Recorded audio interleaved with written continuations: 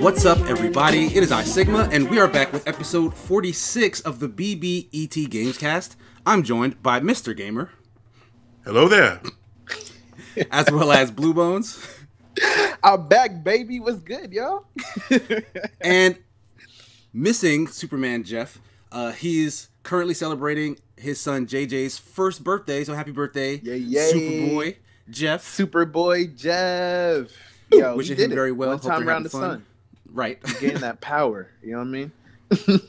Right, because he's a Superman clone. But with That's great, what Superboy is, but right? with great power comes great responsibility. Yeah, he's got to take care of Jeff. Yeah, someone needs to. Someone needs to.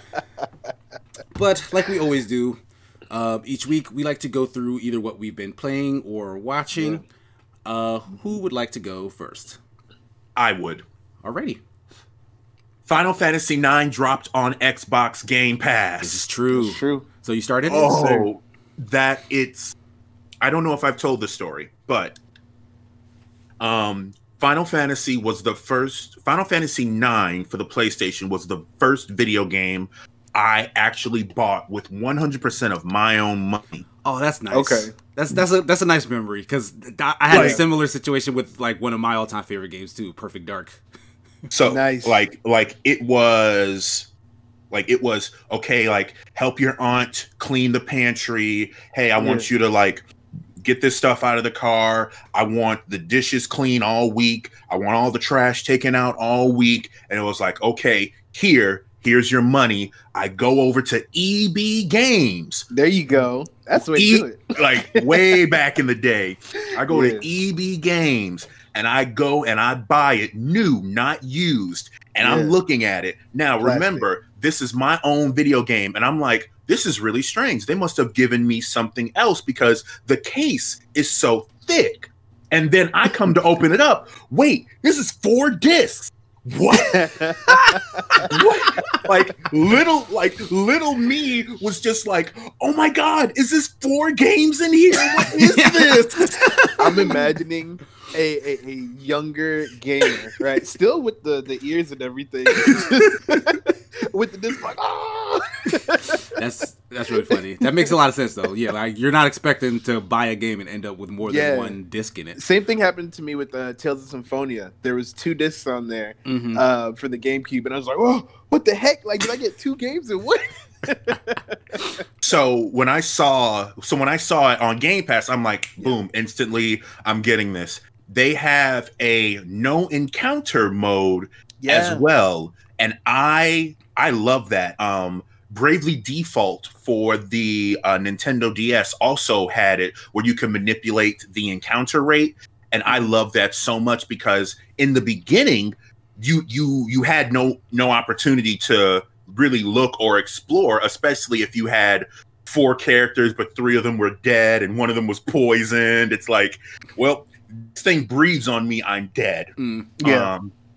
So I was so excited to see that on there. So I'm like, I am deep in that. Now, mind you, the graphics aren't like, oh my God, amazing. This is definitely 100% pure nostalgia. This is just bringing me back to that awkward controller that did not have the DualShock at the time. That's how old. Yeah, didn't have the DualShock at the time. So is this a port of like, what was that, on PS1?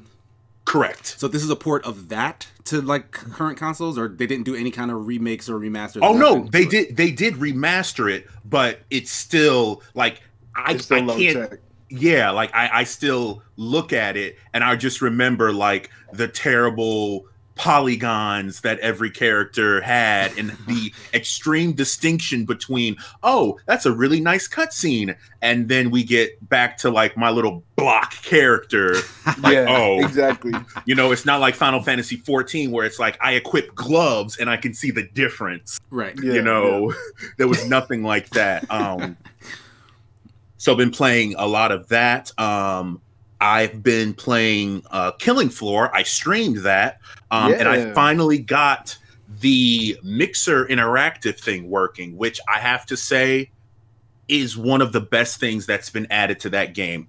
I don't know why I love Killing Floor 2 so much, but when I was streaming it, I had Chibs occasionally like help me by like giving me stuff, and I think even Sigma was like, "Oh, here's some ammo," or here's like slow motion.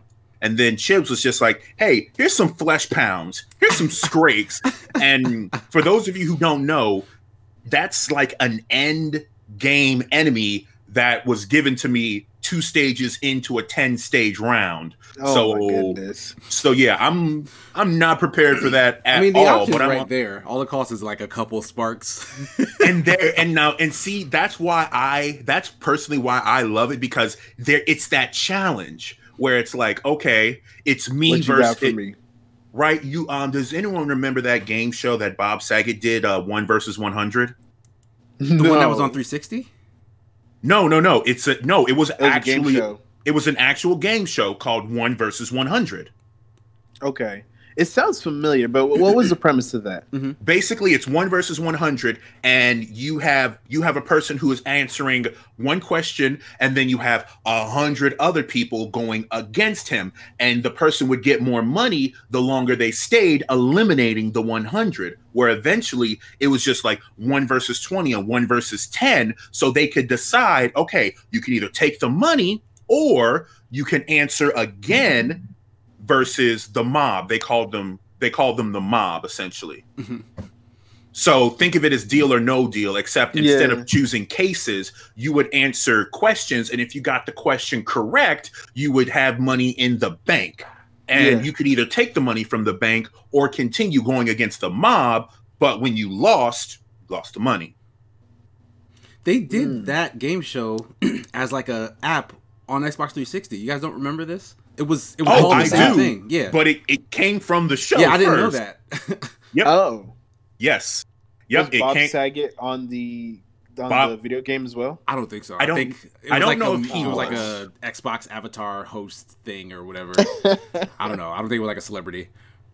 Right. Let me see the other. I finally all 4 main characters for Enter the Gungeon. I finally defeated all their past, so now I just have to unlock all the other guns, all the other items, and then the 2 special characters. Actually, there's 3 special characters. There's the Paradox, the Gunslinger, and the Bullet. So I still have that to work on. And been playing a lot of Smash, actually, because I figured out how to buffer inputs. So yeah, it's a new mechanic to Ultimate. I don't think they had that in 4 or any of the previous ones. Yeah, they had what was similar to 4 was L canceling, but I'm learning how to buffer my moves in Smash, which is a lot harder than you would think, because so you fast. Exactly, and it's different. It's just a different mindset than a normal fighting game.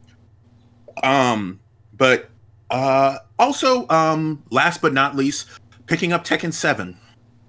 Yeah, we all were fooling around with that this past Friday, right? Yeah, that was. Woo. I don't know if I'm at the level where I'm gonna have to make a spreadsheet. Yeah, Blue, have fun. Yeah, that same thing. Just like his baby combos. So I told people I don't know how to play Tekken, and I'm spamming the button. I told y'all ahead of time.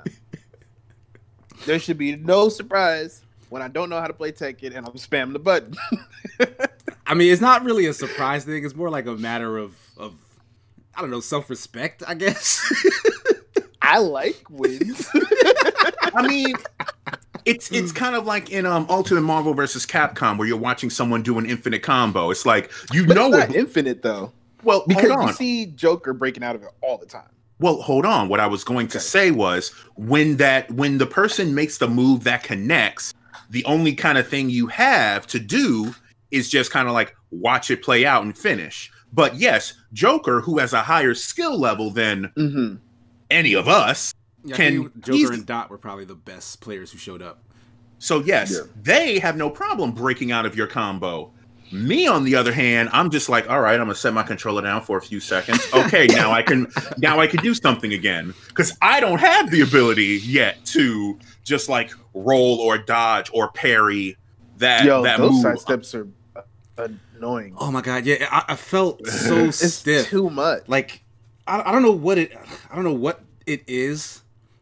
Like maybe you have to get used to it, but like I would press up or down, double tap, like I've done my whole life to do anything that requires a double tap, and you just get your character crouching or just jumping straight in the air, which of course leaves you open to just get punched or kicked in the face. Oh yeah, like definitely. Just move to this. Like Soul Calibur does this fine, perfectly. Like why? And why also is it so hard? faster. Yeah, much faster. Faster yeah. too. Like, oh, that's the one thing I cannot say I like about Tekken is it's so slow. Yeah, it's a very juggling stiff feeling. Is a lot too. But yeah, that'll wrap up about everything I've been playing. Okay, nice. Blue, do you want to go next? I can if you. Yeah, let me go. All right. Because I want to talk about some of the things that Gamer was playing too. So let me start with actually maybe a little surprise. First of all, let's let folks know my computer is down, and this is a rough time in my life right now. My laptop it's at Micro Center trying to get repaired right now. There's something wrong with the battery, blah blah blah. But Shame. that's why I haven't been on my PC games like I wanted to, but I gave Final Fantasy IX a shot, right?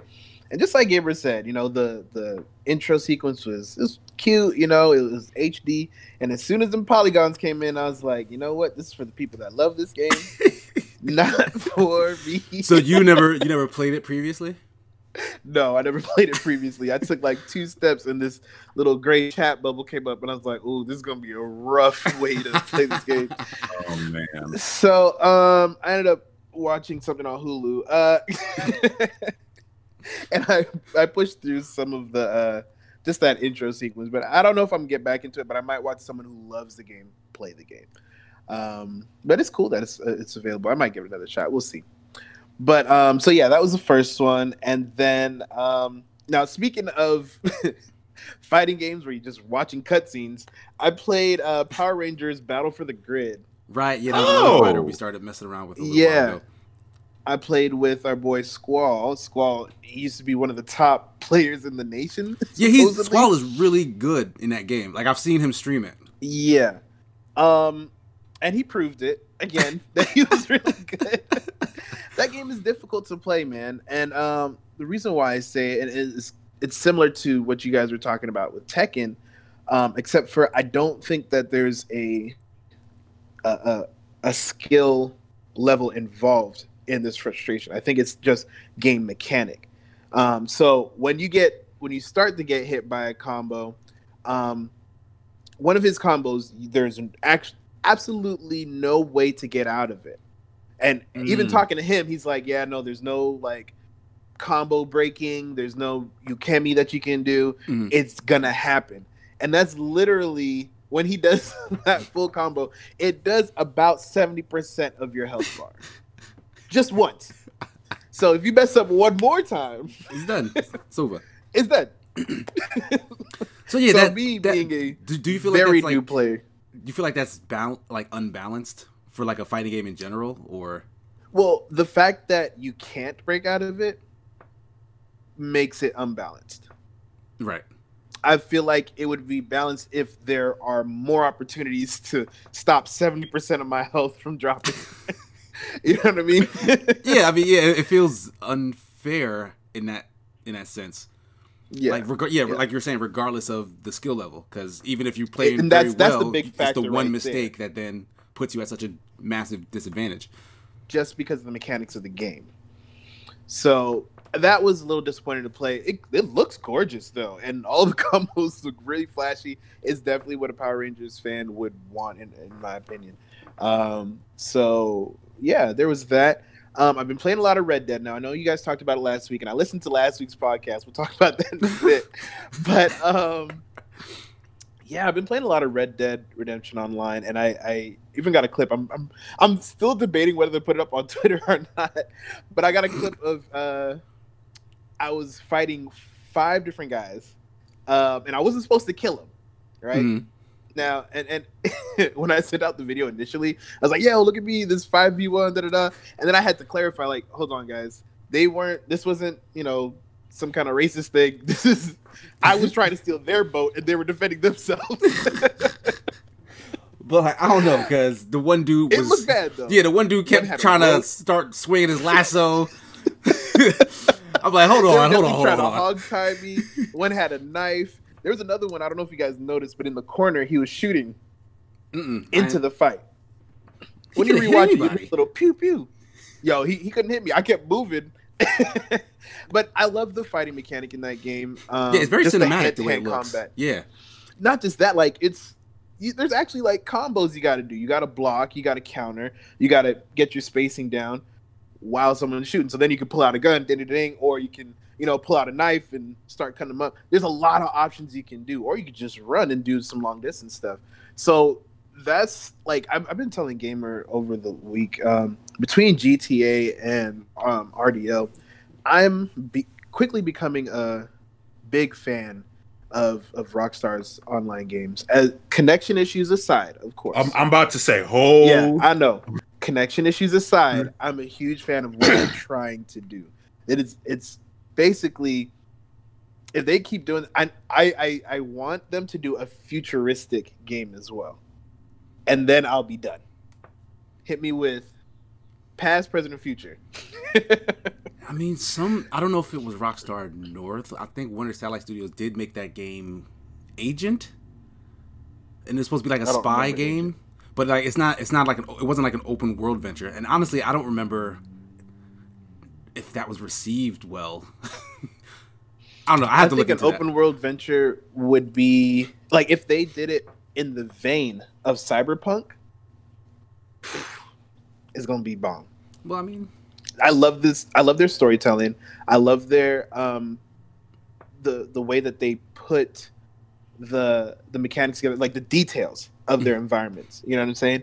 And so if they take that futuristic setting, I think they're gonna do something amazing with it. But that was just more a side thought of an admiration for what Rockstar has been doing. Yeah, they're like one of the best in the business. Yeah, man. I did some Apex last night. Played the new Sombra. I like to say grown up Sombra. No, her name is Loba, and like what's her thing? Yeah, what does she do?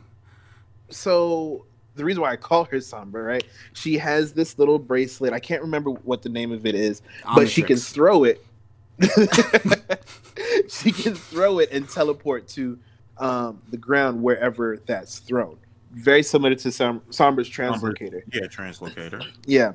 But she's really a scavenger and a scout. And what I mean by that is her passive ability is she can see all legendary and epic weapons through walls and everything like that. As long as she's close to it. She can see as a passive? Yeah, as a passive. Oh, wow. So, and not just that, her ult lets her and her team take 2 items from anything that's on the field or on somebody nearby. Okay, time out. Okay, whoa, this little staff that she puts down. Okay. So what that means is, right? Say us 3 are playing. I'm playing Loba, and we got an enemy team over there. Enemy team's coming up, and they got some nice weapons, right? And I can put down my staff, and we go through the catalog of what they have, what's sitting all around us, and we can pull 2 items each. So, they got that nice gun. Let's take that real quick and then go outside and ambush them. Hold on. Okay, you don't make a copy of it. You literally take it from them. Hold on a second. Does it tell you these weapons are on this person and these weapons are on the field, or is it just a list of just what's around? It's a list. So you don't know that you're taking it? I don't know. I haven't gotten to where you take it from the person, but I know it. I was watching some other people's streams and they were raving about it, how amazing it was, because you just take away a bomb weapon in the middle of a fight. Like not even because like you can only carry 2 guns on you. So if a team is approaching, you can literally just take their weapons, like period. Like then they can't fight you. But mind you have to sit at this kiosk and scroll through and find the one. So that's a lot of time wasted. And then all of your team has to be in the same place to hit this kiosk. So there's a lot of vulnerability. You want to make sure that you don't start the fight with that. You know what I mean? That should happen before. But she's super cool, very agile. Like it's she's a scavenger character and she's boss with it. She looks amazing. Yeah. Okay. And it's a really cool story too. So yeah, I've been playing a lot in the last couple weeks. Did some did some visiting with some folks on our Discord on Animal Crossing. I visited some islands. A lot of fun with Kadu. A lot of fun with Olin. Just shout out to those guys who are opening up their islands. They're coming to mine. I did some major redesign on mine, me and the lady, and we took some pictures recently. It's up on Facebook, whatever. You'll see it. But oh yeah, I saw that 50th anniversary. Wait, what? Because both you guys' characters look like old people. And they said like, oh, it's date night, and like they had like all the decorations. Oh, this looks like your grandparents like renewing their vows. It does. That's funny. I didn't think about it that way. What's the secret? Just laugh a lot. Oh man, the secret. Just laugh a lot. So that's basically been it for me as far as gaming. And the one thing I want to mention as far as what I've been watching, because sometimes we talk about that. I finished Bungo Stray Dogs season 3. Can't wait for season 4. They're definitely not the end of the series. They got to continue. It's amazing. And then I really restarted watching. I was like on some new anime, and I went to super old anime. Went back to Lupin the Third. Oh my god, I've been looking for whatever that most recent movie is from Lupin. I can't find it. Is it on Hulu? It might be on Hulu. I am not sure. Like the one that has like updated looking art. Oh yeah. I know what you're talking about. I'd have to Google that for you, to be honest. But yeah, going back to like my love for Rockstar right now, we're doing a lot of bounty hunters. That's 4-player stuff. We're doing a lot of in GTA. We're doing heists. That's 4-player stuff. And with my regular squad, I related it to Lupin. I was like, let me watch this again. And it's the same thing, man. Crazy heists, funny jokes, and great shots. It is. It's like I love having it on in the background, but then I always want to like restart the episode and see what they're really up to. It's a funny show. So there's so much of it too. Like when I was searching for what that movie is, it's like years and years and years, multiple series, multiple movies. Like there's so much of that show. I'm comfortable starting with what they got on Hulu because they have a butt ton, and they start telling you that like, yeah, this isn't the beginning of the story, but just start watching anyway. I actually remember Adult Swim. That was where I started watching Lupin the Third. I think a lot of people were probably introduced. I'm pretty sure I was introduced to it there. Adult Swim and Toonami has fathered or mothered, nurtured a generation. Okay, so you mentioned Toonami, and I just have to say this. Tom 3.0. Yeah. We all know Tom 3.0. Mm-hmm. He brought dubbed anime to a large generation. Every time I see a sub versus dubbed argument, yeah, it's stupid. I get a little bit sad because what did Tom do this for? we would not have even understood anything that was going on without to that. Even try subs without right. Like we had no like Tenchi Muyo. Mm-hmm. I barely even knew how to pronounce that. Had I not heard it, still don't. And had I not heard it in English like that, like Ryoko and all those people, this is true. Like, come on. Like, come on. The dub hate needs to just stop. I just wanted to say that. Also, as a voice actor, again, the dubbed hate really needs to stop. Like, think about Rurouni Kenshin. Like, wasn't none of these kids saying none of that stuff, right? Not a thing. Like all the names. Now, like they're talking about like, oh, the subs are the best. Like, yo, look. Like, where did you start? Subs are good. Subs are good, but don't disrespect dubs. That's all. Right. There's some good dubs out there. Of course, but I'm just like, where did you start? Where did you start? Don't forget where you came from. Sigma, what you been playing, bro? So because I've been trying to link up with you like all week. Yeah, man, I've been really busy with work stuff, so I really haven't had time to like play stuff on my own. I did finish a game for review, but I can't talk about it yet. Okay. But outside of that, yeah, on stream, I played some more Streets of Rage 4 with Starboy. We were working our way through the normal difficulty, which is fairly difficult, like especially when you're playing with a 6-year-old who likes to spam special moves that kill the character. But I saw that. It's still a lot of fun. Like even though I do still wish like they would update, that they had updated, the movement and just the combos and just some of these mechanics that they just held on to. Like the core concept is still very fun. So I really do hope that with the success of Streets of Rage 4, because I've only really seen like positive feedback from players. Like I know some reviewer outlets mostly like it, but they didn't give it super high scores because they want to see innovation. I hope that this emboldens them to then just innovate now. Like, okay, we proved that we can do it, so next go round, Streets of Rage 5, boom, check out these brand new characters, check out these new mechanics, check out all of this extra stuff. Like, I'd be super down to like do that. I was kind of looking forward to that too when we initially picked it up. I'm like, okay, it's updated, nice new look. Let's see what the mechanics are going to be like. What are they adding? And I was underwhelmed.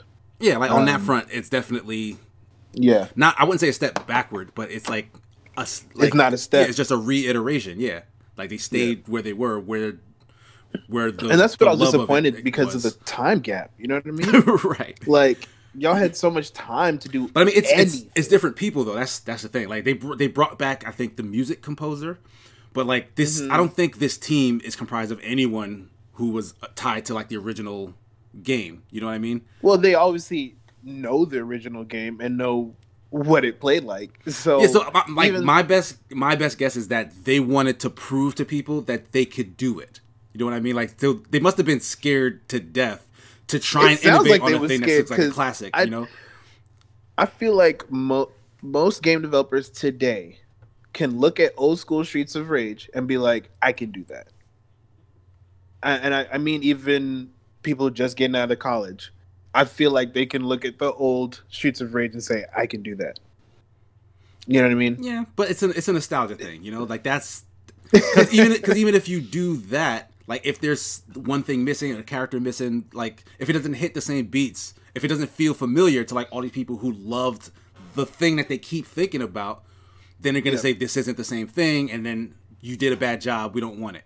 So I completely understand the feeling of being like handcuffed to the old version of the game because they want to get it right. But once you do get it right, then that kind of alleviates a bit of stress. Like, okay, so we can do this. We can make these people happy. Now let's try to push it forward. So I just hope they get another Rage chance. 4 2. Streets of Rage 4 2. It's not going to be 5. If they really want to embrace the Japanese-ness, sure, do that. But other than that, yeah, man. Like you guys mentioned, we played some Tekken on Friday, and honestly, Tekken is not one of my preferred fighting games. Like I toyed around with it like way back in the day, but I honestly haven't picked up and touched the Tekken game in probably over 8-10 years. I don't think like a very long time. Like so. Jumping back in there, I'm like I know a lot of these characters because I watch video games. I know who Heihachi is. I know who Nina is. I know Jin and Devil Jin and all this garbage. But the ridiculousness of that roster still tickles me to this day. Like who? Like, but I mean, how much more is it? How much more ridiculous is Mortal Kombat? Well, Mortal Kombat is hokey. You know what I mean? Like it takes itself serious in its story, but everything around that is kind of tongue in cheek. Like the fact that they spell everything that's supposed to have a hard C with a K. With the K. Yeah, like it's just silly. Like so outside of like the story they tell, you can see that everyone is kind of laughing at this. You know what I mean? It's like we get it. This is dumb, but you love it though. It's dumb, but it's cool. Like that's the vibe I get from Mortal Kombat. Like Tekken feels I'm regressing back to like my thoughts about He-Man, where it's just like they like just put it on shuffle and then put it on the TV. Right? Yeah. But like the difference between Mortal Kombat and Tekken to me is that Tekken is like, this is a story, and like you should like, these characters are like a big deal. They're a problem. Like, you should be worried about them. And like, no one outside of like, I guess, the customization that you can do is really poking fun at it. I mean, as far as I can tell, like, I haven't gone through like a Tekken story, but like, I feel like they take themselves a little seriously. Like the fact that that one character is in a wedding dress all the time, it's an allusion not to the fact that she looks good in a wedding dress. It's a story beat. That's what they explained to me. So she's fighting people in a wedding dress. That's ridiculous, but in the context, it's supposed to be cool. Like, she's supposed to be a spy. Is that her base skin? I think it's just one of her skins. I don't think it's her base skin. Okay. But the reason why it's a thing is because that's a big story beat, that she infiltrated these guys as somebody's bride in order to assassinate them, and that's supposed to be cool. Like, oh, that's crazy that she was able to do that. But honestly, it's ridiculous. Like, why can't that be seen as more funny than the game seems to take it? I see what you're saying. Like the fact that a bear fights you in martial arts. No, there's not just one. Yeah, there's multiple. Bring that up too. Yeah, there's multiple bears. There's Kuma and there's Panda, which are two separate characters. I don't know if they're shadow characters of each other. Who knows? I have no idea. That's part of the reason why I'm like, it's as random as Mortal Kombat, and but I see what you're saying. Yeah, but it's the not tone. Supposed to be. Yeah, it's like funny. The tone how they take it. It's like, yeah, it's not supposed to be wacky. Yeah, and it is, but they don't act like it is. Yeah. But other than that, that's part of the reason why I don't like it. Maybe, yeah, maybe. But other than that, yeah, it is a fighting game where if you mash a bunch, you can find success, which I'm not, a big fan of. I don't like it because I hadn't played that game at all, and I was winning rounds off of Joker, who plays that. He's been playing it since it released on Game Pass. Like, I shouldn't be able to beat him, but I beat him. That's what I'm saying. So that's what I'm saying. Like, my Gigas was tearing through people who just had bad time, and that's all, right. Or just got caught by accident. Like, I mean, here and there, sure. Like, maybe you can freak something, but I don't know. Yeah. Like, I feel like no matter how much time I put into it, I can still lose to garbage like that, and then that's just gonna frustrate me. So it feels like you don't have to say garbage, bro. But no, but like, if you just mash the button and you can win, I know. like, what else do you call that other than just garbage? It's like it's human spam. Like, there's no brain actions. Trust me, I have my fair share of complaints when it comes to Smash and things that I think are garbage and cheap. But yeah, outside of that, haven't really been playing much else. Have been watching a couple of things. Are you guys fans of the Unbreakable Kimmy Schmidt, the Netflix show? Yeah. Mm-hmm. You know they unfamiliar. They just released an interactive movie that caps the series. No way. Yeah, because the series already ended, but they just released an interactive movie, like how Bandersnatch lets you choose your own adventure. Yeah. They just did an interaction one? Yes, it's very fun. It's hilarious, and like there's multiple endings. There's like a true ending, of course, but like you get to fool around with those characters again. Like, it's really good. Like, definitely check it out. I'm down. That gained some points on my list. And I remember like in the Discord or off to the side somewhere, Jeff was recommending we watch Tower of God. Yeah, I watched the first episode. Yeah, I remember you said that. But that series isn't done yet, right? Like, it still has new episodes coming out each week or something. Probably. Yeah, so as soon as I realized that, I was like, I'm out. I'm not starting this anytime soon, because if it's really as good as everyone's saying it is, I don't want to get to a point where I can't finish it and I have to wait. So I decided to go watch something else in my anime backlist and started Dororo. I think I'm saying it right. Okay. Is that the one where the kids are like trapped in the school? No. And no, that's Danganronpa or something like that. Yeah, that's Danganronpa. Yeah. That's the one. Yeah, Danganronpa. Dororo is about a kid whose father basically trades his son in for prosperity for the village. So the kid is born without arms, limbs, eyes, any senses, like skin, like he's deformed beyond recognition, and the father basically says, get rid of the kid after that, because now that I made this deal with these demons, our struggling land is going to be prosperous. But the kid survives, runs into kind of a prosthetics maker, so kind of Sekiro-like in that sense.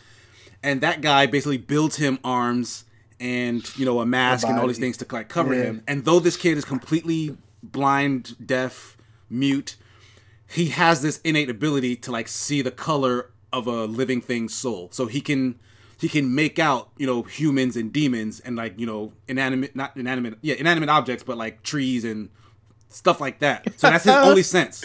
But he somehow learns to like fight from this guy, and he goes around killing demons. And it turns out if he kills one of the demons who were in that pact with his father, he gets a part of his body back. Oh. That's wild. So okay. Initially, that sounds like Emperor Palpatine finding Anakin all burnt up, deformed, chopped up, and he rebuilds him, and he helps him fight through the Force. Right, yeah, it's kind of like a reverse version of that. Like the bad guys sent him there, and then the good guys gave him a means to like kind of fight and come back. So it's a really interesting story. Like there's some feels in it, as you can probably guess. What platform are you watching on?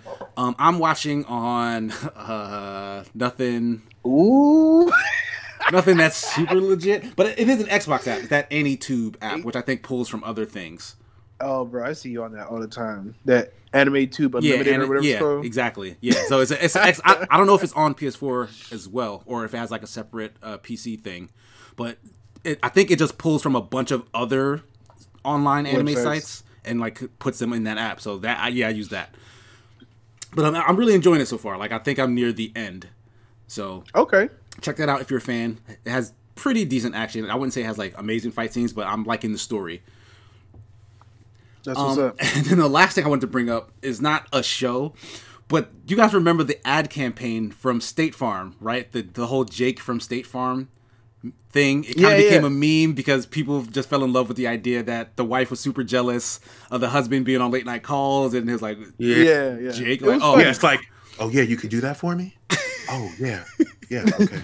Right. Yeah, no.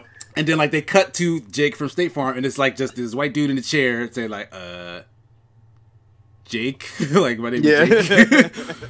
So they changed Jake from State Farm.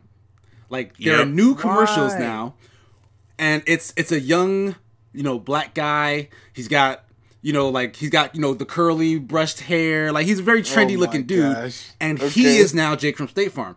But they showed, like the first I saw this, they showed that same commercial where you first see Jake from State Farm, and then just inserted, this new guy in that position. And I don't know how to feel about that. Oh, that dude got fired. He said something wrong at work. You know what I'm saying? And he might have said the wrong word to the wrong person, and they said, nope, we do not associate with you no more. Let's switch you out for someone more politically correct and more colorful. And more 2020. But I don't know. I don't know how. Happen. I don't know why. Because it's not like I care about State Farm or their ad campaign, but something about them trying to insert a clearly different person. Like it's not that he's a black dude.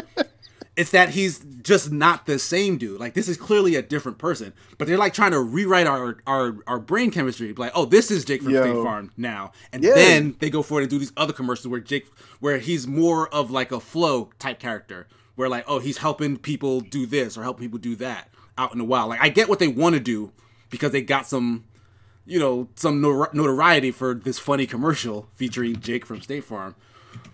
But I don't know how to feel. Like, Gamer, you had seen this previously, right?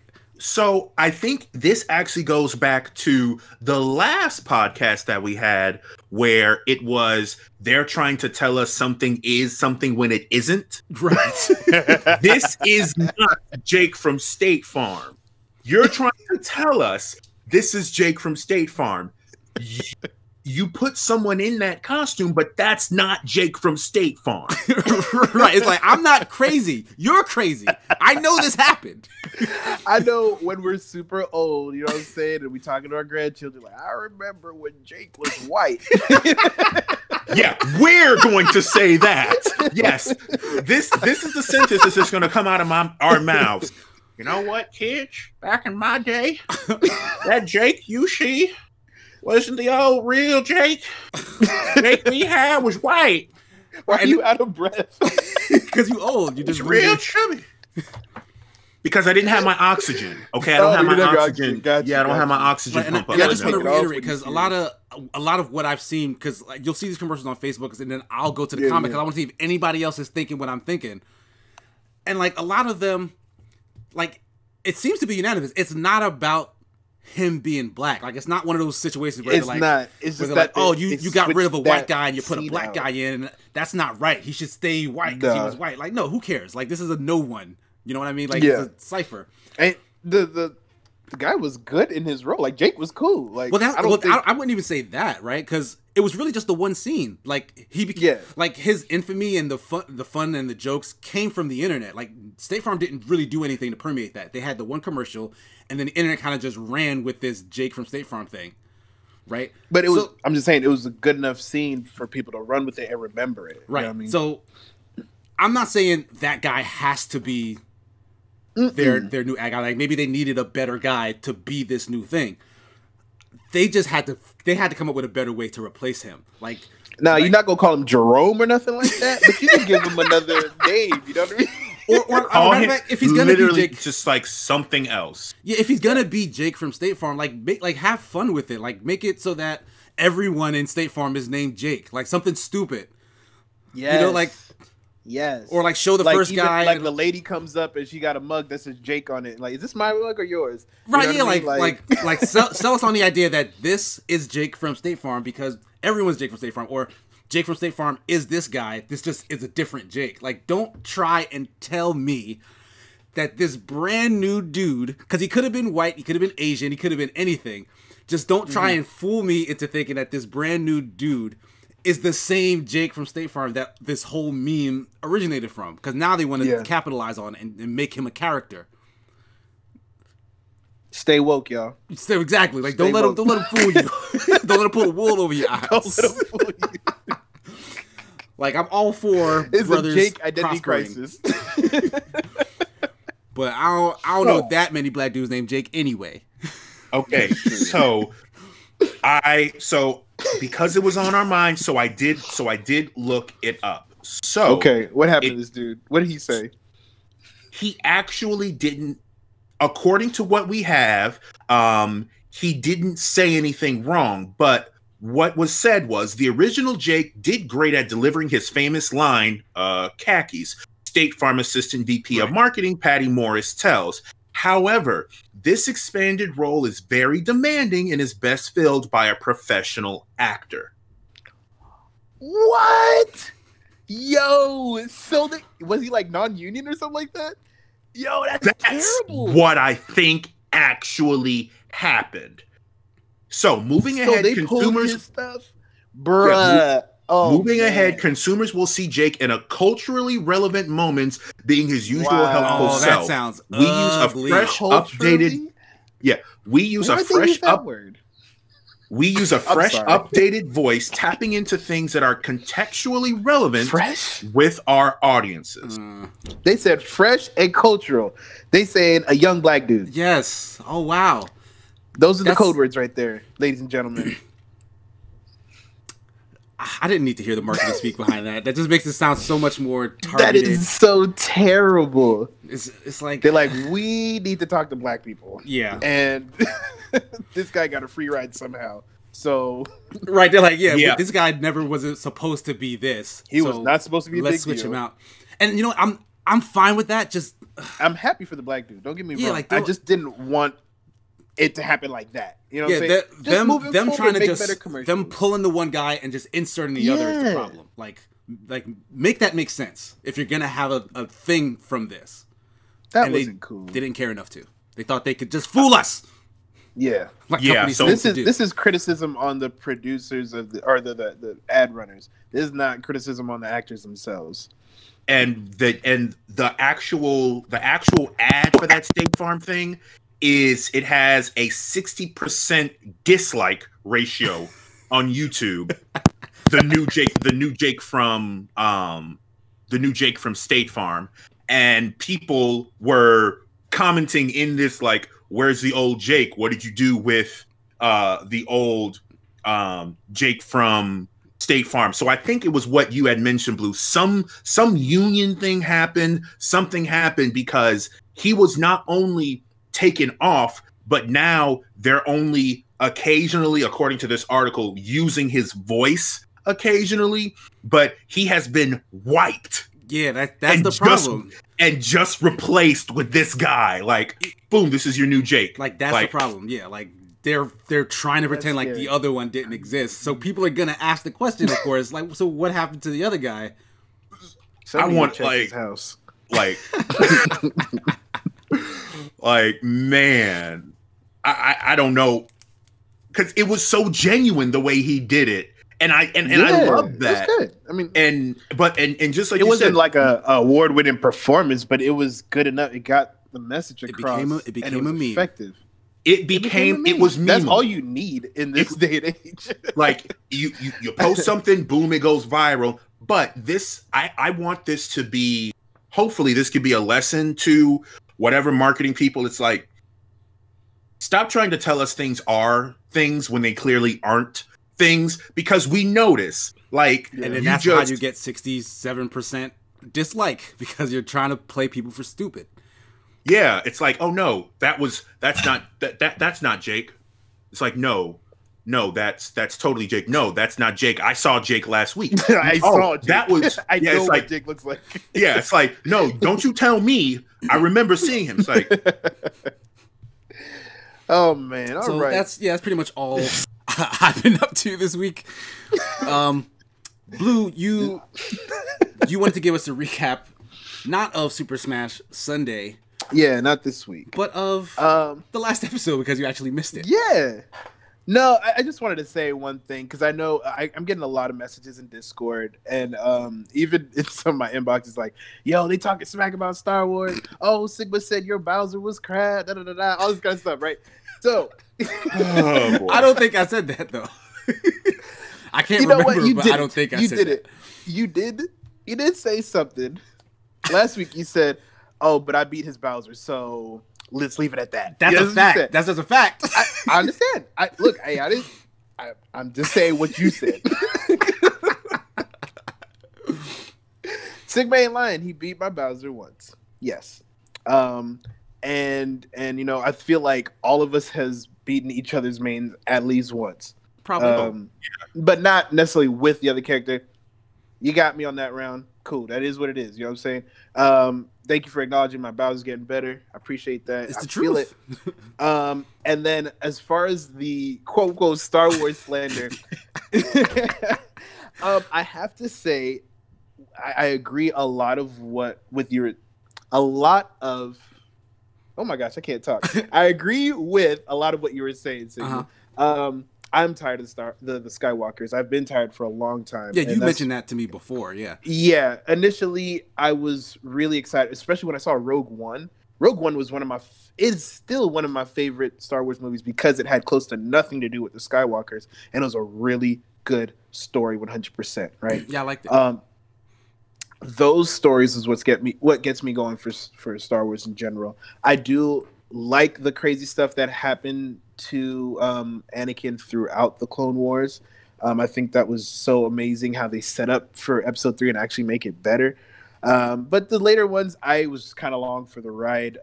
It was, you know, I can't defend it too much. There's just like, and Jeff made a really good point. There's different directors that are trying to say different messages. And I think that's kind of what screwed it up. But that doesn't mean I didn't enjoy those movies. Star Wars always has a special place in my heart, flaws and all. So that's where I am with that. Makes sense. Yeah. So yeah, I just wanted to. I am going to ask one day, as someone who is not very familiar, where to even start with something like that, because there's so much. Say less. No, check it out. Look, this is what you do. I'm gonna do it real quick guide, right? I looked it up online, did some research. I've been doing this for a long time, right? It's called the machete method. You watch episode 4, episode 5, right? Okay, then episode 4 and 5 of what? Oh, sorry, the movies. Yes, okay, thank you. Star Wars. I'm sorry. Episode 4, A New Hope. Star Wars Episode 4, A New Hope. Star Wars Episode 5, Empire Strikes Back. Then watch Star Wars Episode 2, which is Attack of the Clones, right? And then you watch 3, Revenge of the Sith. and then 6, which is the very last one. Oh my gosh, Phantom it's not Empire. Menace? No, Phantom Menace is number 1. Oh right, yeah.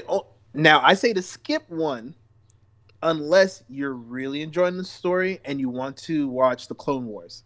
If you want to watch the Clone Wars, is a series after you've watched 6, right? Now you're not going to watch this in chronological order because it's a different story in chronological order. I'm telling you, and this is from experience. I know. 4, 5, 2, 3, 6. Then, if you want to watch Clone Wars, you watch episode 1 and then watch the Clone Wars.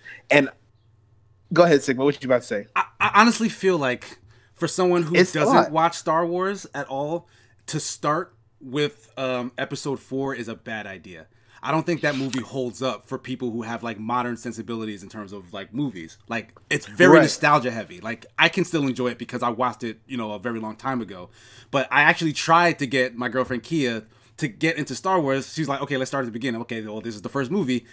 It's not engaging in that same way. Like it's very slow paced. I hear what you're saying, right? And the reason why I always say 4 first is because 1, that was the intended introduction to the universe. Right? True. Yeah. So this is the way it was supposed to be viewed initially, and that's what everything else is based around. And that's why I always say 4, 5 first. And then when you go to 2 and 3, you start learning about in the past what these other Jedis were doing to this oncoming, this growing threat in the background, right? Then you find out exactly what the threat is, and that links to episode 5, what that threat is, and then it all comes to a huge head at episode 6. Which is once you understand what happened in episode 3 and what they were going against in episode 5, episode 6 is an amazing finale. And so then you go into backstories with episode 1, and then you go into the Clone Wars and Rebels and all that fun stuff if you want to. But at that point, once you watch movies, if you start watching Clone Wars, it's for a reason. It's not just because you were curious. You start watching Clone Wars. So unfortunately you can't see it because of my ears and my headphones. I have smoke coming out of my ears now trying to keep up with everything you just said. So 4, 5, 2, 3, 6. 4, 5, 2, 3, 6. Okay. Yes. There you go. Because you're like, because I swear, if you start saying the word midichlorians, my eyes are just gonna. I wasn't gonna say that. That's an episode 1 thing. That's why I say don't even talk about that. Okay. Like legit follow that if you want to get into Star Wars. Like if your goal is to, I want to end this project by understanding Star Wars, then sure. But if you're like, I don't know what this is, and I want to be I want to find out why this is entertaining, I would not recommend starting with episode 4. I would say start with like Rogue One, maybe just like Rogue One, or Rogue One will spoil you because Solo nothing is as good as. Oh no, I think Solo is worse than. I thought it was fine. It's like an action movie. Whether episode 1 is worse than Solo or not, because. See, now you guys got me on the Star Wars tangent. We supposed to talk about other stuff. Well, I'm talking about pure entertainment value. Like, to sit down and watch a thing that will hold someone who doesn't care about this stuff's attention. Like, that's that's where I'm coming from with this. Yeah, it's hard for me to speak on it because I don't know how to not care about this. So maybe I'll just stand down. Yeah, because I'm telling you, episode 4 can be very rough. Like, if you don't already have an affection for it. Yeah. I feel like today you just need to know that it's old and kind of suck it up. Right, yeah, you would have to be like, all right, I know I have to finish this to get to the other stuff. And then just do it.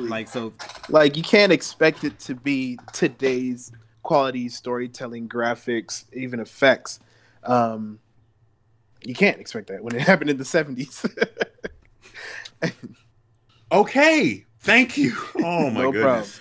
Okay, bro. So that was this version of Blues News. We'll return to Super Smash recaps probably sometime next week. That happened. We're going to get into our topics. We don't have a ton. News is still trickling in, but there are some big things that have come out this week. First up, we were talking about the movie theater industry not too long ago, and then a bunch of rumors have shown up. Blue, what do you got? So I want us to be this famous, right? Where This is called ultimate influence. Just by talking to somebody, your stocks goes up. Okay. That's how the stock market has always worked, man. AMC's stock soars after report Amazon held merger talks. All right. And it's not just when they say soar, they said it went up 30%. Yeah. That's massive. That's huge. That is huge. Amazon only got like a 1.2% bump from this talk. AMC got 30%, yo. And not to get too, business stock market finance heavy. Yeah. That's because AMC has been doing so poorly as of late. So it's like if you were to buy, stock from AMC, it's going to be super cheap, which when you hear that you're talking with someone who's very high like Amazon and that's thriving during this quarantine. Exactly. So a bunch of people rushed to go buy up AMC stock, and that's how you get the big jump like that.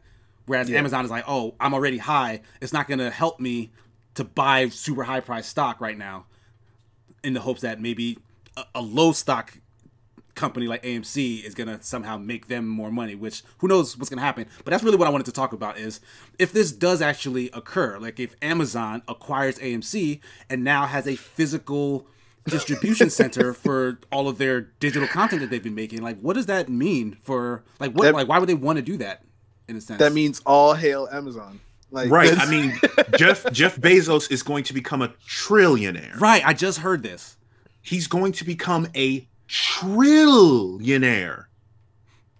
He could, if he really wanted to, he could become Lex Luthor from that special universe where he became so rich and became the president, and Superman was about to like, oh, this is the part where you kill me, and then the Speed Force with Flash. Like Jeff Bezos could just do that. Because it's like, who needs that much? Who needs that much money? He has so much money. There was some article that had said that $1 million to Jeff Bezos is $1 to somebody just above the poverty line. That is how much money he has. So of course he's going to. If he looks at AMC, because I mean, think about it. Amazon didn't have to go after Whole Foods, but look at that, and then they just grew. So now they have and now they have another physical location, because guess what's also going to be in that AMC? You're also going to have the ability to pick up your packages from that AMC, just like at Whole Foods. It's going to be an Amazon hub. I mean, okay, so this goes back to a podcast that me and Miss Duval had, hashtag SBR Reports. We were talking about how Nintendo, specifically Game Freak, wanted to make it to where everywhere you're going, you're playing Pokemon. Oh, I remember that podcast.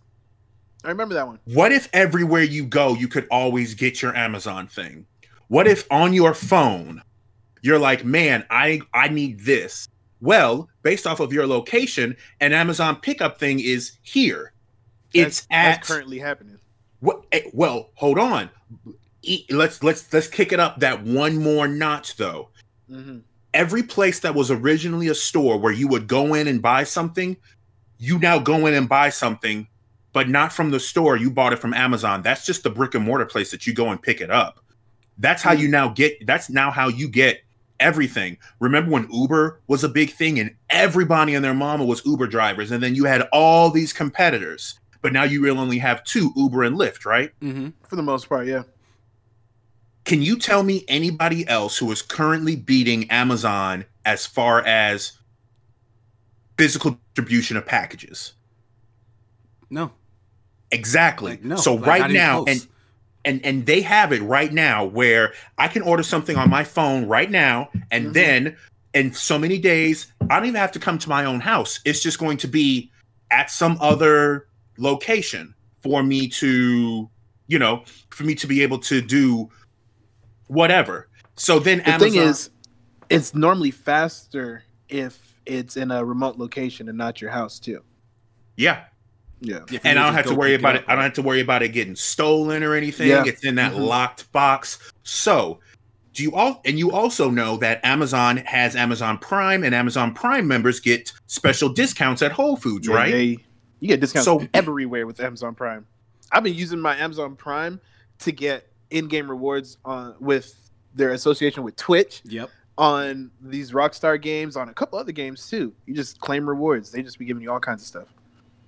So, Amazon has their hold in something similar to Netflix.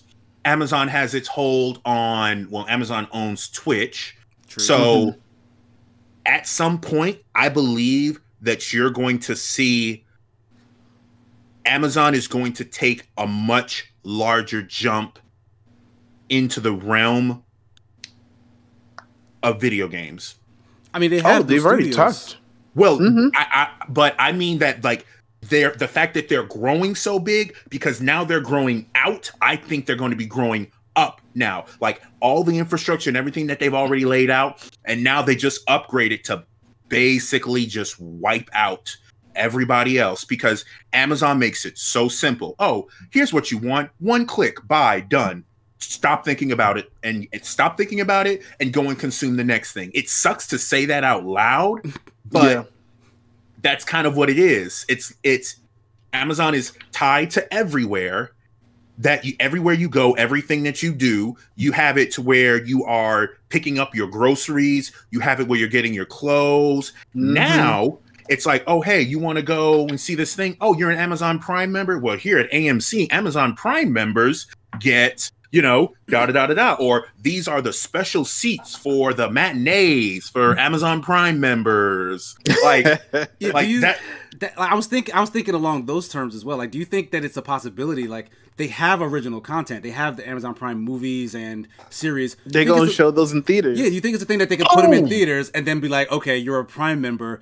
If you want to have an outing with the family and sit in the theater, you don't have to pay extra money, or maybe you pay, a discounted amount. But like, go watch your stuff out here. Like, make it an outing. Everyone's cooped up in the house, but yeah, like when we were talking about when it lets up, that explosion of people wanting to do things, this could be that. But now Amazon's tied itself into it. Yeah, I feel like there might be a removal of the AMC Stubs rewards, and that's going to be converted over into Amazon Prime rewards. Like I feel like that's just going to be wiped out, and it's going to be replaced with Amazon Prime. All the content that was on Amazon Prime, now they're going to release it to non-Amazon Prime people at an AMC theater. There's a lot that they can do with this. There really is. And like, it's a little scary, but kind of I want to see it. That's what I was about to say. Hopefully we don't, as the consumers, we don't get screwed over in the process. That's all I'm praying for. Right now I don't have much complaints with Amazon. They're kind of a necessity. Yeah, because that's how I send my parents gift wrapped gifts. You know what I mean? That they enjoy fast and expediently. Instead of me taking it here, wrapping it myself, bringing it to you. That's nice, but they get the same message through Amazon with 2-day shipping. I mean, they're affordable. They're reliable. They actually are reliable. Whenever they're late, and this doesn't happen often, they're always very apologetic and make me feel like they care about my business. So, I mean, they're doing what they're supposed to do right now. I mean, I just hope when Jeff Bezos, I don't know. I mean, he's already like a multi-billionaire, so I can't imagine just because he becomes a trillionaire in the future, he's all of a sudden going to be like, okay, this is too much money. We need to start fixing the world. So whatever, it's going to happen, and yeah, he'll probably be a supervillain versus like a superhero. I'm about to say, who's going to stop him? I was about to say, not too much we can do right now. Like, he could fund a country. A country.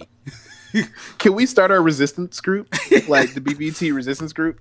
not on a thing that we announce out to the world like this. Yeah, no, that's not like really gonna happen. But anyhow, let's move on to some lighter news. Yeah. We finally got to see some gameplay from Sony's exclusive game Ghost of Tsushima. Right, they gave us 18 minutes. by a developer-led curated section that kind of just showed different sections of what you can do in the world. They showed how navigation works. And what I thought was interesting is like they're trying to move away from having a big HUD on your screen. So instead of like a line moving you or like a mini map pointing you in a direction, you can literally set a waypoint on a map on a pause screen, and then wind effects will blow in the direction that you need to go. Like that's kind of cool. Like it's not very subtle. Yeah, it's in a way it's not brand new because Wind Waker did something to that effect, as well as Sea of Thieves actually does that. Where it has the wind. I mean, say what you want about Sea of Thieves. Bro. It's actually very popular now. Like I'm not a fan of it, but it has like I want to say like 10 million recurring players on a regular basis. Like people are enjoying Sea of Thieves. You're gonna hear me say the same thing about Fortnite. Okay, so yeah, I'm not a fan. I don't plan to go play Sea of Thieves anytime soon, but this is a place where like wind effects have kind of played an active role in navigation, and like they're implementing it here, and I think that's a cool idea. Like it frees up the screen so that you don't have to focus on anything other than the game you're looking at. But other than that, like they use like animals like birds and foxes to like point you in the direction of like hidden objects and things. So just cool in-world navigation things. They showed off some combat, which to me, I don't know about it yet. Like it looks impressive, but I didn't really get the sense that it felt what's the word I'm looking for? Fluid. I mean, like the thing is, it looks fine. I just don't know if the feedback feels like I don't know if it feels fun. Like it looks a little more cinematic than it might be, challenging or mechanics based. I'm glad you mentioned that because that was one of the problems I had with some of the earlier Assassin's Creed games where I was doing these cool moves, but I only pressed one button. So how engaging really was it? You know what I'm saying? Like I pressed one button and then he's doing all these flips around this dude and stabs him in the throat. I'm like, all right, that was cool, but I didn't really do that. You know what I'm saying? I started the cutscene really. And the Assassin's Creed comparison is very apt because a lot of people were drawing those conclusions that this actually looks like the Japanese Assassin's Creed that everyone's been asking for and Ubisoft refused to do because they feel like Japanese like ninja characters and samurai characters are played out or have been for some time. So like they wanted to stay away from it for an Assassin's game. And Ghost of Tsushima is kind of picking up that ball. Yeah, but it looks gorgeous though. You know what I'm saying? It was when I first saw it. I'm not gonna lie because I didn't see the title. I just saw a video playing because it was I had YouTube on autoplay, whatever. I thought it was real at first. Seriously? And like from first glance, and I'm like, wait, what the heck? Oh my gosh, that's a game. Yeah, it looked nice. I thought it was gorgeous. I mean, what about you, gamer? It does look nice. I feel like it's going to be more cinematic than anything, and I don't want a cinematic experience. Yeah, I feel you. I don't. That's kind of the I just because again, it's like yes, it looks nice, but when I looked at this, I still unfortunately had the memory of the Xbox's special little thing with the gameplay trailers. Oh, right. Yeah. Oh man. And I was just like, so maybe that definitely like soured my mood with it when I looked at it because I'm like, okay, yeah, this looks nice, whoa, whoop-de-doo, sort of thing. But how much am I going to really be impacting things here, or is it just going to be like contextual button presses and some quick time events and all that sort of stuff? But give credit where credit is due. It looks like it could be a really fun game. I'm just hoping that there's a whole. I just want there to be a lot more game than what I'm seeing. Like, give me more game. Right, because I see exactly what you're saying. With these Sony exclusives, they kind of can go in two directions, right? One story where, heavy. Yeah, one where like the story is really the focus and the gameplay kind of takes a backseat, and the other where there's a better balance of the two, right? Like God of War and Spider-Man, from what I've seen, are much more mechanic heavy, Yeah. Mhm. In addition And to they look having, good. quality stories. Whereas Uncharted is like, sure, there's like a bunch of third person shooting, but all of these climbing sections are kind of filler. Like, everything's happening around you. You're moving on like a set path. Like, you're not really, it's not like a puzzle platforming section in the conventional sense. It's more so telling you, it's like having you sit through a cinematic thing. It's funny you mentioned that series because Uncharted 2, I think, is a classic example of them just filling up space and time. Like, I swear, when I was playing that game, I swear it ended like 3-4 times. Like, they reached the end of the plot and they're like, oh, wait, but there's monsters. Oh, wait, but the monsters need this to die. But, oh, wait. And it's like they were just pushing to have a couple more fights at the end of that game. And it was more than a couple. Like, that dragged on like crazy. And that is something that I will not be looking forward to in future PlayStation games. And I hope, and I don't, they haven't done that much in the series after that. So just kind of, giving an example of what you're talking about, that I think that's something that they do not need to repeat. Yeah, I mean, it's like, I really don't want to be down on it because the game does look fantastic and I haven't played it myself. But I am worried because they do fall into that trap super often. Like, and honestly, some people don't care. Like, that's the thing. Like, some people want to play a movie. Like, because that's why Uncharted really did so well. Yeah. Like, it's because it's a cinematic experience that you get to connect with, but on like a very, very basic level. Like, it's not Indiana very challenging Jones. To get through that game. Like, you can sit Indiana down Jones. And yeah, it's like one of the most. It's like the most interactive movie you could watch. You know what I mean? I think that's video games in general. Well, Metal no, Gear it's Solid not. 4. Oh, yeah, Metal Gear Solid 4 had like 6 hours of cutscenes, didn't it?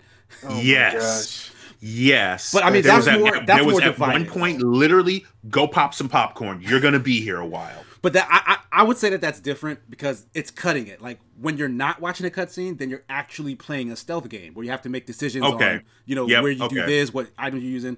Whereas Uncharted is like, to get through the situation, you have to do this. You have to go through this path. You have to shoot these guys. Like, they spawn at it. Like, there's no real agency. It's like a carrot that you're just led through the intended adventure. Yeah, you're on railroads. Right. It's very, you're on tracks. Exactly. It's just that you get to select when you go forward. You know what I mean? Yeah, and they like sometimes the tracks split off, but they always come right back to the same area. Yeah, and with Uncharted, like, that's a linear story, right? So that's fine. It works better there. Ghost of Tsushima is telling you it's an open world, right? So in order that to cannot be the case, right? And like, the only thing they showed is like, okay, you can find a secret over here that'll boost this stat. You can change your clothes. Like, so they're putting in like these RPG elements, but I haven't seen anything that really shows that you're in control of the narrative. Yeah. Well, you know what? This is a teaser. We don't know. We don't know yet. We really don't have any information yet. So right now, we just gotta wait. I don't think we should even we should say, Sony, be weary, or but we just gotta wait. I think it has potential to be a great game. And I'm sure you guys agree. I think it will come out and people will be happy with it. But for my own personal taste, it's something that I'd probably want to wait and see what some reviewers say about just kind of the depth of what you can do. Yeah. Because I like a game. I tend to just gravitate to games that are more mechanic heavy. And just because there's an open world and I can choose to do a couple things before those other things, that doesn't substitute just the core gameplay loop for me. Like, I would need whatever I'm doing, whatever I choose to do it, to also be fun moment to moment. And not just me going through the motions, you know what I mean? And some of that is in there, like the choice to basically be like an assassin versus like just fighting everyone straight up. Like, that's cool, but then again, that's not new. Like, that's not doing anything out of the box. It's just in this setting, all the time, which is very good. So, I don't know. I'm still... The gameplay thing is nice to see. I love it when they show gameplay. It just didn't wow me. Yeah. And it's supposed to be it has a lot to live up to by being a Sony first party exclusive, you know what I mean? Yeah. So Okay. Any other thoughts on the trailer before we No, not really. I mean, like, you know me, man. I always like to collect all my information before I really, like, set in stone. Mhm. I'm not going to play this, or I am going to play this, or I might give this a try. But I don't think there's enough for me to really say too much about it besides it looks good. I mean, you're not going to be given this game of the year? I mean, people are already talking about how amazing it is. Gosh, man. I hate when people do that. I'm like, you saw... Like, I'm glad you mentioned that because I got a couple friends who do that. Mm-hmm. You know what I'm saying? I had a friend who said the latest Call of Duty, not talking about Warzone? the Battle Royale, not Warzone. Okay. Just the Modern Warfare latest Call of reboot? Yeah. Before it came out, this is about to be Game of the Year, bro. This is about to be Game of the Year. You ain't ready for this. Call of Duty's about to do it. And I was like, fam, look, you don't know anything about the game. You ain't even played it yet. How do you know? How do you know they didn't just mess this up? Because they don't do that, bro. Okay, so he plays it, right? First week. Bro, I'm telling you, it's about to be amazing. All this stuff, da-da-da-da. Only complaint I have is something small, right? Then 2 weeks later, man, everybody keeps camping in this game. Like, this is broken, that's broken. I'm like, so why were you talking all that smack before? You don't have any information. Like, so... It's that, like, it's dedication. It's one thing to... Yeah, you know what I mean? And it's one thing to speculate and predict things based on information. You know what I mean? It's nothing to be like, oh, this is my favorite developer or my favorite series. It's going to be amazing. Like, come on, man. Chill. I mean, like, hype is real. You could be hyped for something. But, yeah, just kind of reserve the critique. Like, until you those can declarations. Right, yeah, like... We were hyped for PSO2. We were hyped for PSO2. Oh, this is going to be amazing. We're going to play it day one. We're going, you know what I'm saying? Like, we were ready in the early beta. And then we fell off eventually because it wasn't doing what we wanted it to do. Yeah. It's a fun experience. We still touch it every now and then. It is an old game. Right. So and it's proving issues. That. And I'm not saying it's bad. It just can't, I don't think it can hold our attention as long as it used to. Because we got so many other games that make more sense. Right. Or easier to pick up, I should say. So, that being said, our hype for PSO2 is real. But we didn't say it's going to be a blockbuster. You know what I mean? We didn't say we're not going to play anything else for the rest of the year. It's just be careful with your hype, folks. That's what the hype responsibly. Hype is very, very dangerous. But that doesn't mean don't get hype about things. Right. Just everything in moderation. I think that's safe. Everything in moderation. All right. Okay, so with that, we'll move on to our next topic. Gamer, this is regarding the fighting game community. Yes, which I actually have Rushdown Radio. Shout out to them. They are actually really, really deep in fighting game community and everything like that. So when I had seen this, I was like, oh no. So as reported on Polygon.com, Evo 2020 will be online, but Smash Bros. Ultimate will be dropped from the lineup for the same reasons that we always complain about when we have Super Smash Sundays, surprising absolutely nobody. Yeah. So there are a variety of video games that they were going to have Dragon Ball Fighter Z, Grand Blue, Samurai Showdown, Soul Calibur, Street Fighter V, Tekken 7, and Under the Night. And now here's some new games that are going to be added. In an open tournament as well. Yep. Like, so anyone can join these. Yep. We have Killer Instinct, Mortal Kombat 11, Skullgirls Second Encore, which holds a place in my heart, only second to Them's Fighting Herds, the last one in that lineup, which I am excited for. But you should enter the online tournament. I think you should. Just stream your experience. You might get a win. I might get a win in a round. Like, that would probably like my Oleander is not up to snuff. And think of Oleander as Ryu, like very like lots of projectiles and things like that. And you can think of Arizona, the cow, as a rushdown character. So Sigma, you would love Arizona. You would 100% love Arizona. I think Blue would probably like Velvet or Oleander. Velvet is the doe, and Oleander is the unicorn. But this kind of brings up kind of a big thing with fighting games in the future and netcode or net play, how the online game plays online. When we were all playing Tekken 7, we experienced a bit of lag with some things, but it wasn't debilitating or anything like that. Unfortunately, with a game like Super Smash Bros. Ultimate, when you experience lag like that, it really is debilitating. Like even if you have a like two players on perfect LAN connections with no slowdown and whatnot, there's inherent input lag. So, so your reaction time is a different game. Exactly, your reaction time doesn't count because even when you react to something that you see, the added input lag, because of Nintendo's lag-based infrastructure, eliminates your ability to kind of just react to certain things. So certain move will always work online that will never work on a pro player in real life. I feel it. Yeah, and that's just the nature of it. That's just science. There's not too much we can do about it. So, yeah, this is going to be a totally different EVO. And it's going to be fun to watch. But I wouldn't even say it was a true Evo, to be honest. Why would you say it wouldn't be a true Evo? Just because you're not having the local fights. You know what I mean? Oh, yeah. I can definitely see that.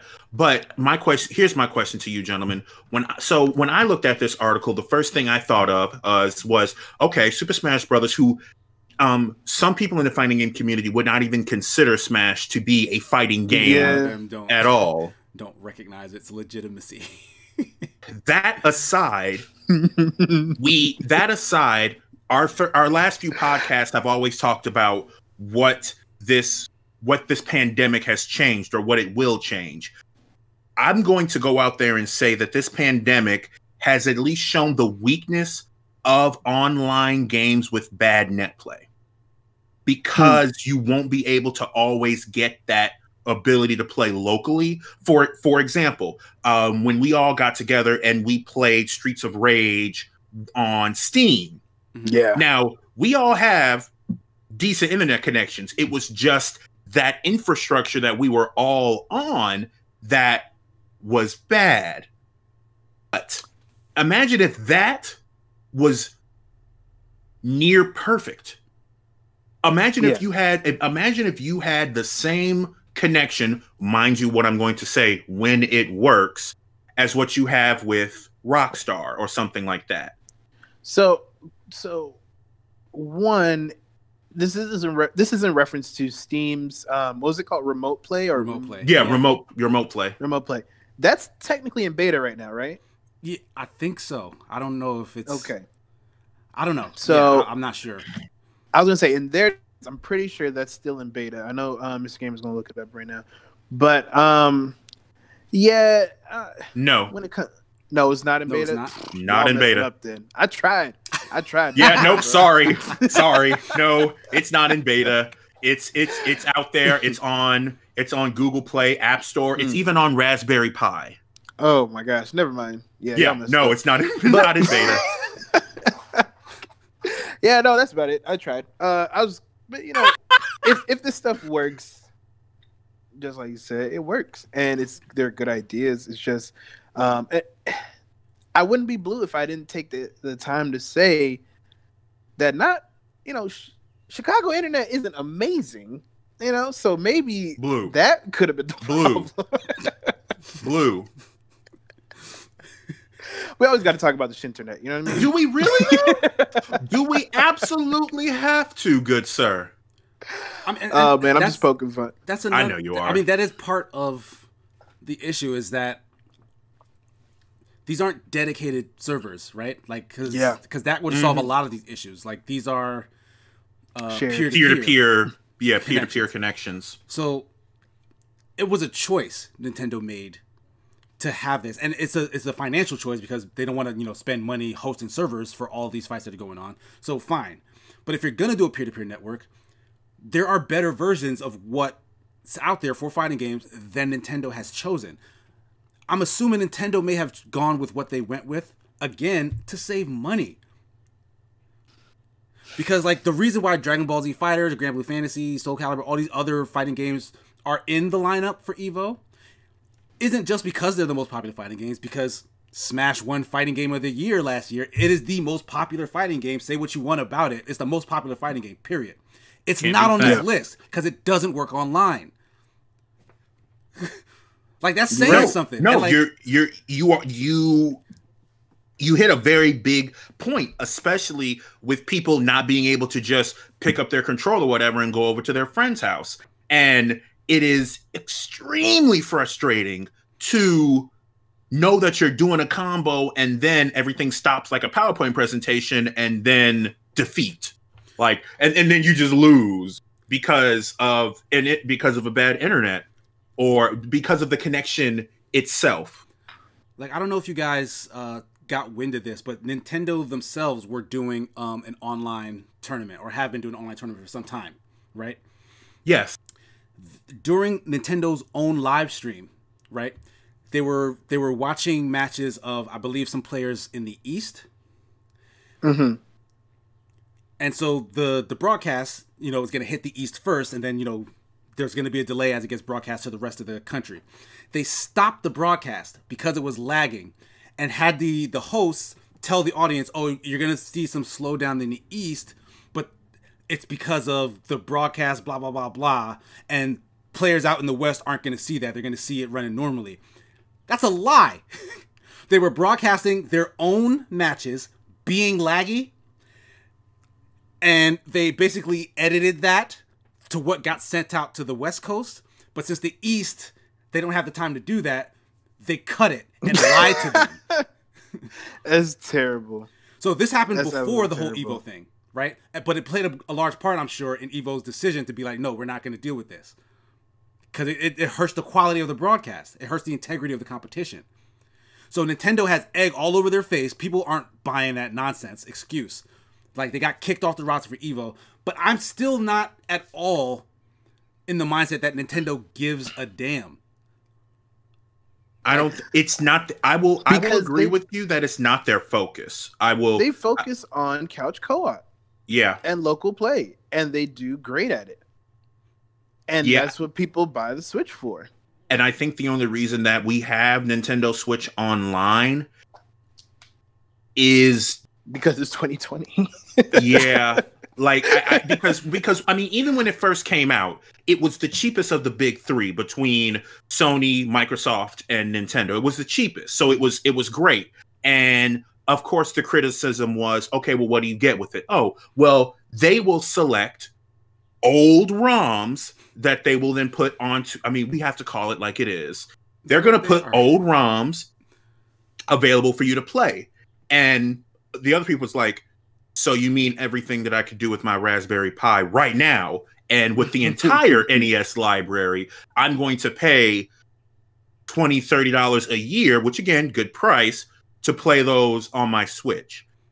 But then later they were releasing things with like cloud saving. Like, I will agree 75% with Blue that Nintendo does not have the focus for cloud infrastructure, cloud support. And I say that because they release things half finished. For example, they released Splatoon 2, and then it was, oh, we're not going to have cloud save for this, so why release it?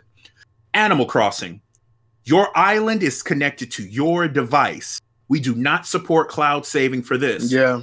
Why? Like these are decisions that they're making, and I can't imagine it's for anything other than money. Like, they don't want to spend the money. And it's not like Nintendo's broke. Nintendo has been selling at... A lot of companies release consoles at a loss, and they make up the money via software sales. Nintendo's never done that. Not Nintendo. Ever. They always sell at a profit, at a gain.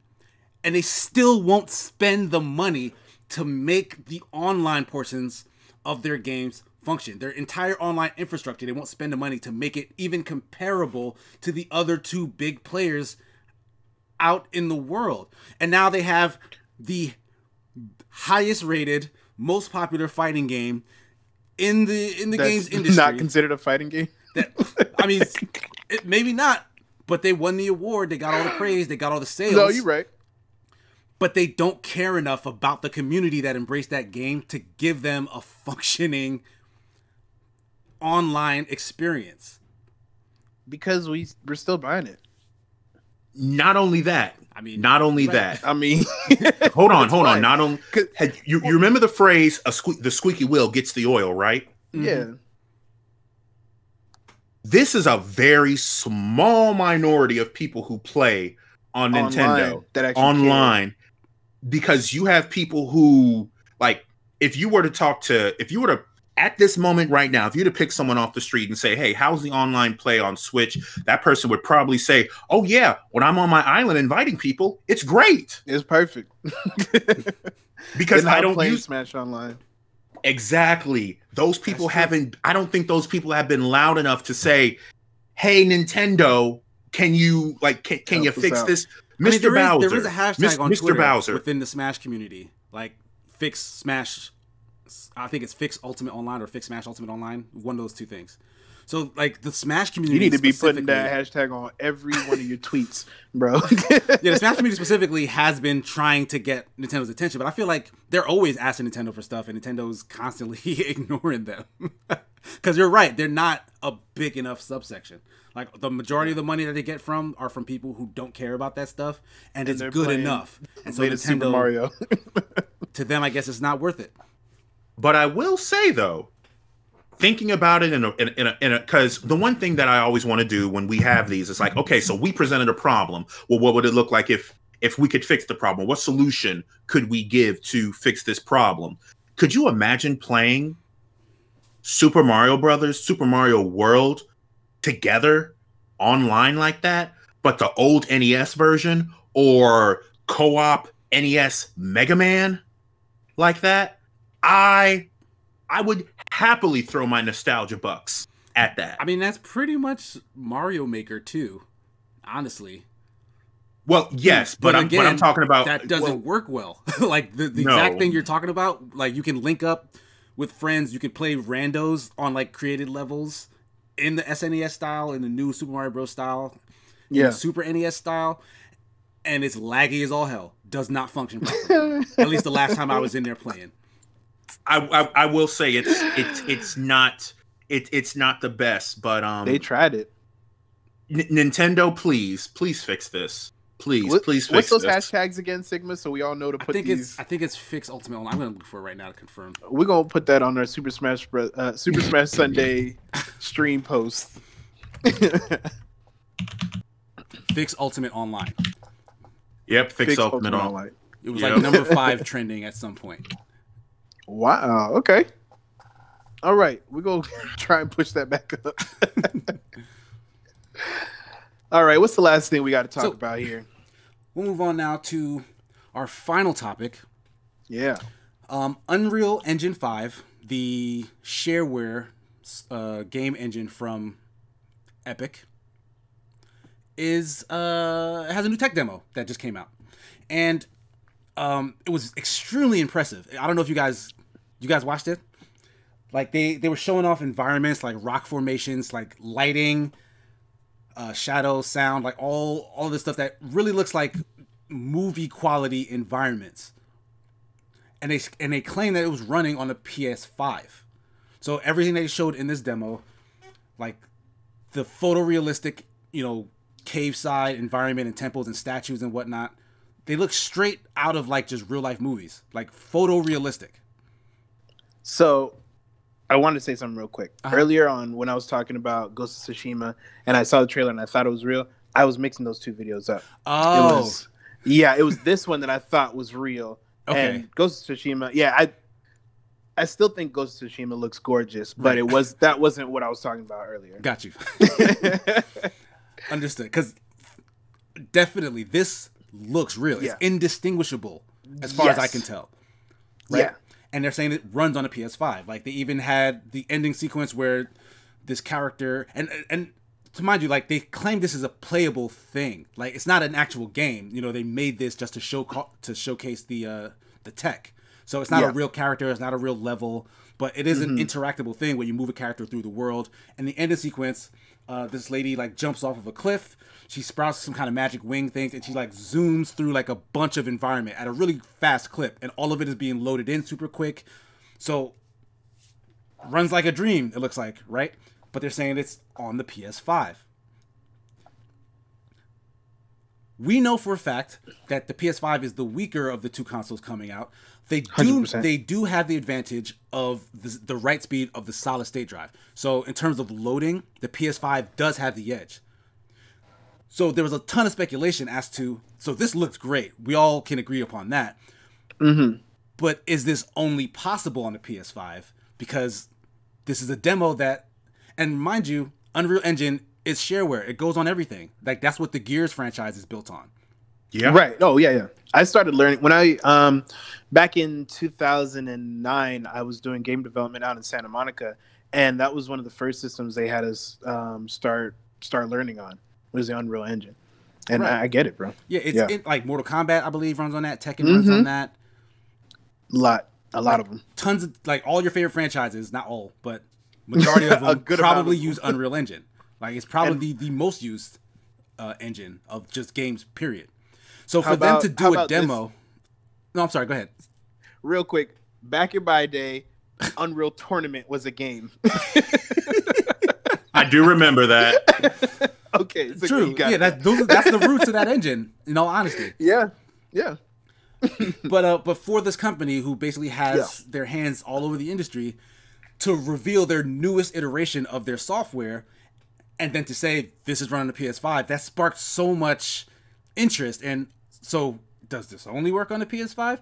The answer to that question is no. Of course, it also runs on Xbox, right? But still, do you think that that's going to have an impact? Like this, like the fact that, like, I don't know, like, why is it that they chose the PS5 to showcase this versus just putting it on a PC and saying this is what everybody can do? And that's like one of the first replies on the tweet that Tim Sweeney put out, and they said, you know, why PS5 not PC? And they're thinking it's the solid state drive. They I don't know. They think that the PS5 was better equipped, I guess, to show it off right off the bat. and that's significant. Yeah, that's something. So what you got, gamer? When I look at that, I'm thinking of it as when I'm writing my code, I have to think about the machine that this is going to be running on. Yeah. If I can show that this very powerful code can run on what Sigma said is technically the weakest of the consoles, imagine what I can do with something more powerful. Ooh, you kind of look at it as a dig on Sony. Yeah, that's an interesting way to put it. Not even a dig. Okay, so I'm gonna give you. It kind of is. Okay, I'm going to give you a very common scenario I run into. Okay. So with my day job, somebody will come up to me and say, "Hey, we need blah to do this." And for the sake of argument, I'm going to say, "Okay, then I'm going to need something that's going to run at the bare minimum 15 cycles. You need to give me a machine that can run 15 cycles, or this is not going to work." Mm-hmm. Well, we can give you something between this and this, or this and this. There's always going to be two. Mm-hmm. So I either work with like super high quality architect kind of machine, or the machine that every other person would use. Now, obviously, this kind of code is going to be for the people who are doing like architecture, the big stuff. But if I could make that run like it was on an architect's machine, but on a regular machine, then think what I could do with a little bit more. Think about how just more amazing it would look, it would function, it would run if I had more power, if I had more resources. That's what like I look at. Dude, that's like the dude in the action movie that kills everybody with the pencil, and he's like, imagine if he had a gun. That's basically what you're saying. Right. Yeah. Like, look, yeah. Look what I can do with this. I did it with this much. So he Think said, what happened if you PS5 give me this much. That's what you say. That's in that context, it does sound like a dig towards Sony, but I honestly don't read Tim Sweeney's response in that way. Like, I guess you can see it that way. I don't think his response was that way. I'm just saying, you know, a lot of the comments were asking you the same question you're asking, Sigma, and some people are coming to the solid state drive as the advantage. And that's the thing that I'm interested in then, because if Epic, because honestly, what you're saying makes sense, gamer, but this is also an advertisement for Unreal Engine 5. They want devs to want to use it, right? So they would want to put the best version of it, period, in their ad. Like, I mean, I get that sense, but I would think that they wouldn't want to show downplay. Yeah, like they wouldn't want to downplay how powerful it could get. They're going to show you the best possible version that they can get it to for its first reveal, right? So if they chose PS5 to do that, something about the right speed of that solid state drive allowed them to make this the way they wanted it to be. And to say, you know what, we don't want to use the Series X. Right. We want to use a PS5. Or we don't want to use a PC. We want to use the PS5. Right. So, like, even though PCs exist, even though they probably also have access to the Series X hardware, they chose the PS5 to show off this thing. Like, I don't think there was money that exchanged. I don't think Sony went like, hey, we'll give you a couple this to show it off on the PS. I don't think that happened. This was a conscious decision from Unreal devs to take advantage of something that they saw was useful to them on the PS5. Like, that's a ringing endorsement across, and that's going to ripple across the entire industry. Yeah, because that's knowing that they had a PC option, right? Which is the Master Race. Yeah, and you can build a better PC than literally any console, especially a company that has those kind of resources. You can build a server farm to just work its magic. But something about what Sony has done with their proprietary SSD works better for those purposes. But again, like we talked about this previously, Sony loves their proprietary hardware, and that's what is going to make it that much more difficult for them to produce actual consoles in mass. So they could end up even... Sony is a weaker console from the specs, but they hit on something that seems to be very useful for game development. But they may not get the chance to have that be the factor that matters this next generation, if that makes sense. Like, that's kind of where my mind is headed. If Xbox keep giving out gameplay the way they have, and I know you guys talked about it last week, then I don't think PS5 should be sweating too much. I don't know. I just thought it was an interesting development. No, most definitely. Is that just what it's going to take? So Sony is going to do well if someone else bombs. They're not going to do well of their own accord. They're only going to do well if someone else bombs. Well, I mean, that's how competition works. Right, yeah. That's kind of how it always change hands. Like, people don't necessarily jump ship just because another guy has slightly overtaken them. It's usually because their favorite guy dropped the ball. Gets blown out the water. Yeah. I guess I'm just... I want so much more. We all do, bro. I know. And we deserve it. I'm just going to have to silently accept that. All right. Just like Gamer, it's time to silently accept that we've reached the end of this show. Once again, we do not have any mail in the mailbag. We're asking our listeners, do us the favor of writing in to BBETGaming@gmail.com. Send us your emails. We accept questions about games, the industry, about us personally, tell us stuff about yourself, and we'll comment on that, you know? Like, we just want stuff to talk about in the mailbag section. So send us your stuff. Once again, the email is on the screen, BBETGaming@gmail.com. Yay. Before we go into sign-outs, I also want to say this is our 46th episode. Very soon we'll be hitting 50, right? Mm-hmm. Oh, snap. Yeah. That's going to be fun. So...